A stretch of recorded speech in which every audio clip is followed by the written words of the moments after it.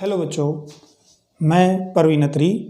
हम पढ़ रहे हैं हिस्ट्री और हिस्ट्री के अंदर हमने पढ़ा था मगध साम्राज्य के बारे में। उनमें हमें डिस्कस किया था 7 वंशों को। 7 वंशों के अंदर सबसे इम्पोर्टेंट बात की थी हमने मगध साम्राज्य में मौर्य वंश की।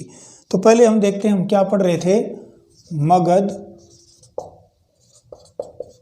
साम्राज्य क्लियर है। तो हम क्या पढ़ रहे थे, मगध साम्राज्य। अब मगध साम्राज्य में हमने क्या पढ़ा, 7 वंश। लेकिन वहां हम क्या देखते हैं कि 7 वंशों में सबसे इंपॉर्टेंट थे मौर्य वंश। कौन इंपॉर्टेंट था? मौर्य वंश, जिसे मौर्य साम्राज्य के नाम से भी जाना जाता है। ठीक है, यानी कि अपना अस्तित्व ये अलग से भी लिए हुए था। क्यों इतना इंपॉर्टेंट क्यों था, इतना इफेक्टिव कैसे था, इन सारी चीज़ों का डिस्कशन हम आज इस वीडियो में या इस लेक्चर में कर रहे हैं। ठीक है, आप हो सकता है यूट्यूब पे देख रहे हो और जो वैसे हमारे साथ हैं तो वो इसको लेक्चर के रूप में भी देख रहे हैं। तो ये लेक्चर कह सकते हैं, वीडियो कह सकते हैं, जो आपको ठीक समझ में आए वो कह सकते हो। अब हमने मौर्य वंश को देखना है कि ये इतना प्रभावशाली क्यों था। आपने अगर हमारी वीडियो या लेक्चर वो देखा हो जिसके अंदर की फीचर ऑफ हिस्ट्री के बारे में हमने डिस्कस किया था, की फीचर्स ऑफ हिस्ट्री, उसके अंदर हमने बात की थी जीके और जीए की। जीके के अंदर क्या क्या पोर्शन आते हैं उनकी बात की, लेकिन आजकल जनरल अवेयरनेस यानी कि जीए आती है। तो जीए के अंदर बच्चों नई चीज़ क्या जुड़ गई, प्रभाव और उसके कारण। मतलब कोई भी घटना उसका कारण क्या है और आगे चलकर उसका प्रभाव क्या हुआ। तो हम जो भी लेक्चर कर रहे हैं, जो भी चीज़ें पढ़ रहे हैं, आपस में डिस्कस कर रहे हैं, उन सभी चीज़ों में हमने फोकस करना है कारण पर, ताकि आगे चलकर हमारी जो जीए है वो कंप्लीट तैयारी के साथ हो। तो आप देखेंगे तो मौर्य वंश इतना प्रभावशाली क्यों था। कोई भी वंश, कोई भी राज्य प्रभावशाली होता है तो क्या होता है, उसके अंदर क्या होना चाहिए बच्चों, उसकी प्रशासनिक व्यवस्था मजबूत होती है। तो वो क्या है, साम्राज्य व्यवस्था रूप से अच्छा चलता है, प्रशासनिक व्यवस्था उसकी अच्छी होनी चाहिए। तो इतना बड़ा साम्राज्य चलाने के लिए क्या चाहिए, क्योंकि राजा हर जगह तो होगा नहीं, राजा तो अपनी जगह राजधानी में बैठ सकता है, लेकिन उसके उच्च अधिकारी, उसके नीचे काम करने वाले, उसके दरबारी और उनके नीचे अक्षेत्रीय जो प्रांतों में काम करेंगे, छोटे स्तर पर काम करेंगे, गांव स्तर पर काम करेंगे, तो उसकी प्रशासनिक कुशलता होगी, तभी सभी जगह पर इंफॉर्मेशन सही पहुंचेगी। और इस तरह से एक और कारण होता है किसी भी राज्य का मजबूत होने का, उसकी अर्थव्यवस्था और उसका जो टैक्स या लगान कहें, कर कहें, वो लगाने का क्या सिस्टम था। अगर लोग उससे संतुष्ट हैं तो वो विद्रोह नहीं करेंगे, विद्रोह नहीं करेंगे तो शांति रहेगी, शांति रहेगी तो वो साम्राज्य मजबूत होगा। क्यों? क्योंकि उसे एक सेना भी रखनी है, तो सेना व्यवस्था भी बहुत ज़रूरी है। सेना को नियमित वेतन देना जरूरी है। वेतन आएगा टैक्सों से, क्योंकि राजा की कमाई तो टैक्स है। यह राजा वहाँ से जनता से लेगा, किसके रूप में लेगा, टैक्स के रूप में लेगा, लगान के रूप में लेगा। इस तरह से व्यवस्था की जाती है। लेकिन आज हम इस लेक्चर के अंदर देखेंगे मौर्यों की प्रशासनिक व्यवस्था। क्यों? क्योंकि यहाँ से ही मेन व्यवस्था निकलती है, जिसे हम क्या कहते हैं, मौर्यों के समय मौर्यों का राजा पहला कौन था, चंद्रगुप्त मौर्य। इनके समय ही सबसे पहले भारत में, यानी कि कह सकते हैं सर्वप्रथम राजनैतिक केंद्रीयकरण क्या सामने आया स्टूडेंट, राजनीतिक केंद्रीयकरण। तो राजनीतिक केंद्रीयकरण की व्यवस्था कौन से राजा देने वाले, ऐसे क्वेश्चन आ जाए तो हम क्या कहेंगे, चंद्रगुप्त मौर्य। ठीक है, और चंद्रगुप्त मौर्य को ही क्या कहा गया है, प्रथम चक्रवर्ती सम्राट कहा गया। क्या कहा गया स्टूडेंट, प्रथम चक्रवर्ती सम्राट कहा गया। तो चक्रवर्ती सम्राट की व्यवस्था कहाँ से आई? चक्रवर्ती सम्राट प्रथम कौन कहे गए? पर चंद्रगुप्त मौर्य। एक और आता है कि चक्रवर्ती अक्षेत्र, इसका स्पष्ट उल्लेख मिलता है हमें कौटिल्य के अर्थशास्त्र से। किससे मिलेगा? कौटिल्य के अर्थशास्त्र से मिलता है। तो बहुत सारे क्वेश्चन हमारे मजबूती के साथ देखेंगे क्या क्या हुए। सर्वप्रथम राजनीतिक केंद्रीयकरण किसके समय हुआ? तो वो किसका दिन थे? चंद्रगुप्त मौर्य का। केंद्रीयकरण मतलब सेंट्रल पावर थी, राजा के हाथ में पावर थी सारी, लेकिन राजा निरंकुश नहीं था। उसके नीचे भी उसको सलाह देने वाले, उनकी सलाह वो मानता था, उसकी तरह से उसका दरबारी सिस्टम था। यानी कि राजा केंद्रीय शक्ति था, अंतिम निर्णय उसका था, लेकिन वो कई लोगों से सलाह लेकर कार्य करता था। निरंकुश राजतंत्र नहीं था। राजतंत्र था लेकिन कैसा था? लोगों को सुनने वाला, लोगों को समझने वाला। इस तरह से चक्रवर्ती अक्षेत्र की बात कहाँ से निकल आई? कौटिल्य के अर्थशास्त्र से।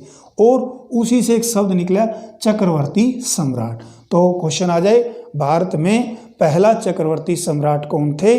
चंद्रगुप्त मौर्य थे। ठीक है, ये व्यवस्था जो उन्होंने ली, ये व्यवस्था जो उन्होंने दी थी भारत के अंदर, इसका प्रभाव उन पर किससे है? तो ये क्वेश्चन कई बार बनता है।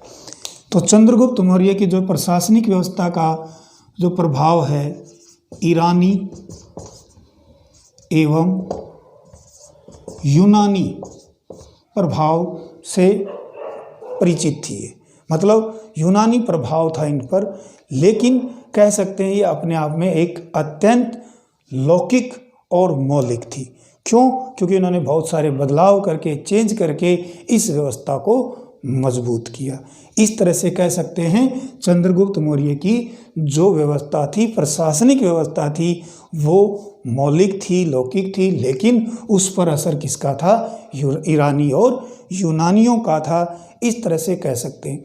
एक क्वेश्चन हो जाता है, जो मौर्यों की जो व्यवस्था आई, मौर्यों की जो ये व्यवस्था आई या मौर्य काल की व्यवस्था आई, इसकी जानकारी हमें किससे मिलती है? तो एक तो हमारा आंसर आएगा कौन सा?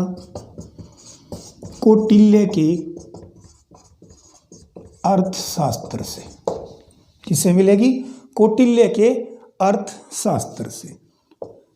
आपको हो सकता है कंफ्यूज हो कि चाणक्य क्यों नहीं लिखा जा रहा, कौटिल्य क्यों लिखा जा रहा है? क्योंकि हमने तो बहुत जगह क्या पढ़ा है, अर्थशास्त्र के लेखक थे चाणक्य, लेकिन अर्थशास्त्र के जो लेखक थे चाणक्य, और उनका सही नाम था विष्णुगुप्त। सही नाम क्या था उनका? विष्णुगुप्त। तो कौटिल्य के अर्थशास्त्र, लेकिन चाणक्य जो शब्द आता है वो क्या आता है? क्योंकि अर्थशास्त्र के दो मेन भाग थे, एक था चाणक्य नीति, एक था कौटिल्य नीति। लिखी थी विष्णुगुप्त ने। चाणक्य नीति में, अर्थशास्त्र में क्या बताया गया है कि राज्य कैसे हासिल किया जाए, उसको बोलते हैं चाणक्य नीति। लेकिन प्रशासनिक व्यवस्था आप कर रहे हो, आप राजा हो, तो राज्य तो हासिल हो चुका है।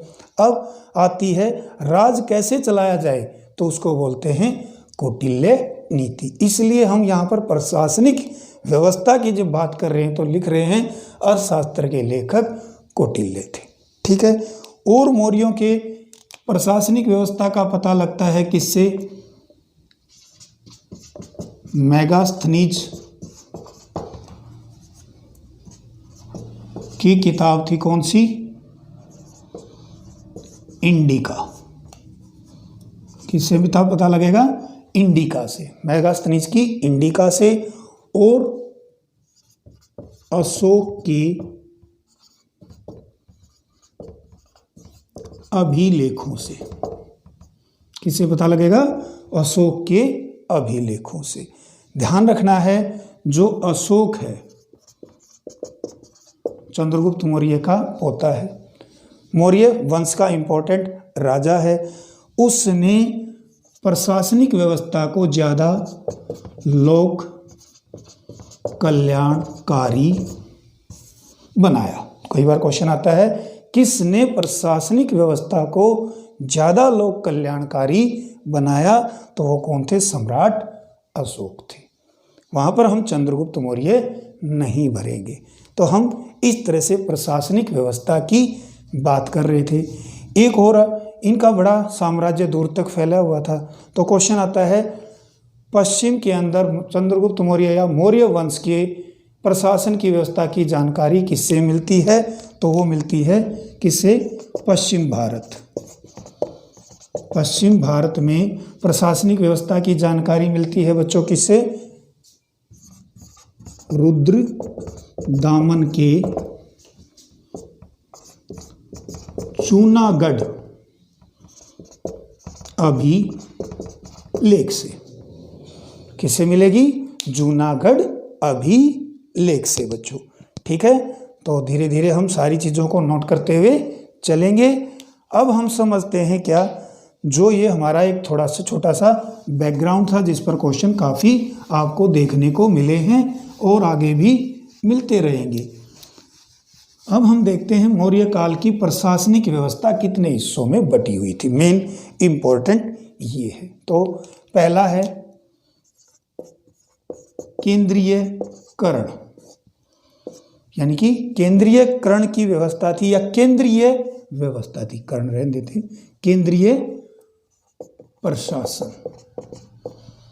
तो मौर्यों की जो व्यवस्था थी मेनली क्या थी? केंद्रीय प्रशासन था। एक केंद्रीय प्रशासन जो था सप्तांग सिद्धांत पर आधारित था। किस पर आधारित था? सप्तांग सिद्धांत पर आधारित था। बहुत क्वेश्चन आता है, किस साम्राज्य का केंद्रीय प्रशासन सप्तांग सिद्धांत पर आधारित था? तो मौर्यों का आधारित था सप्तांग सिद्धांत पर। सप्तांग सिद्धांत दिया था किसने? ये मिलता है अर्थशास्त्र के कौटिल्य के अर्थशास्त्र से सप्तांग सिद्धांत मिलता है। आगे देखते हैं, आगे जो साम्राज्य बटा हुआ था किसमें? प्रांतों में। केंद्रीय व्यवस्था किसमें बटी हुई थी? प्रांतों में। तो इसलिए क्या कहेंगे? प्रांतीय प्रशासन। फिर क्या था? प्रांतीय प्रशासन था। इस तरह से व्यवस्था हम देखते हैं। तो प्रांतीय प्रशासन की भी बात करेंगे। और प्रांतीय प्रशासन को दिया गया नाम, ये चक्रों में बटा हुआ था। किसमें बटा हुआ था बच्चों? चक्र। यानी कि उस समय प्रांतों को चक्र कहा गया है। अर्थशास्त्र के अंदर प्रांतों को चक्र कहा गया है। इसीलिए उन सभी प्रांतों का यानी चक्रों का राजा चक्रवर्ती सम्राट, या क्या कहा गया? चक्रीय अक्षेत्र। यहीं से एक व्यवस्था सामने आती है। और प्रांत बटे हुए थे मंडलों में। प्रांत किस में बटे हुए थे? मंडलों में। मंडल जैसे कहते हैं हरियाणा के मंडल हैं इतने, उसमें इतने जिले आते हैं। तो प्रांत बटे हुए थे मंडलों में, जिसे कमिश्नरी भी कहा जाता था। और मंडलों को बांटा गया था बच्चों आहार या विषय। आहार या विषय, जिसे आज का हम क्या कह सकते हैं? जिला, डिस्ट्रिक्ट। डिस्ट्रिक्ट की बात कर रहे हैं हम, तो उस तरह से जिला। और जिलों के अंदर की व्यवस्था और छोटी व्यवस्था को देखें तो जिले या विषय बटे हुए थे किसमें? ग्राम। किसमें बटे हुए थे बच्चों? ग्राम। इसलिए आपको देखने को मिला कि सबसे बड़ी व्यवस्था क्या थी? केंद्रीय प्रशासन, फिर प्रांतीय प्रशासन, फिर मंडलों में बटा हुआ था, फिर आहार विषय यानी कि जिले थे, और सबसे छोटी इकाई थी ग्राम। और ये कई बार एसएससी ने कई बार क्वेश्चन पूछा है कि बताओ मौर्य वंश की सबसे छोटी इकाई क्या थी? तो क्या थी बच्चों? ग्राम थी। यही क्वेश्चन कई जगह पे पूछा जाता है, जैसे वैदिक काल में, कि वैदिक काल में प्रशासनिक व्यवस्था के आधार पर बताएं कि सबसे छोटी इकाई क्या थी? तो वहाँ पर हम बातें हैं गृह यानी कि परिवार। ठीक है, यानी कि वैदिक काल की सबसे छोटी इकाई क्या थी? गृह थी। और यहाँ पर क्या थी, गृही यानी परिवार। ग्रह तो क्या हो गया, जो हमारे सौरमंडल है उसकी बात कर रहे हैं। गृही तो इस तरह से वहाँ पर तो क्या था, गृही यानी कि परिवार। लेकिन मौर्य काल की सबसे छोटी प्रशासनिक इकाई क्या थी, ग्राम थी। तो डिफरेंस समझ में आ गया होगा। इस तरह से हम आगे चलकर देखेंगे, अगले लेक्चर में देखेंगे, ताकि लेक्चर बड़ा ना हो, आपको पढ़ने में इंटरेस्ट आता रहे। तो अगले लेक्चर में हम देखते हैं कि यहाँ पर अगली व्यवस्था क्या होगी। तो केंद्रीय व्यवस्था के लिए मिलते हैं अगले लेक्चर में।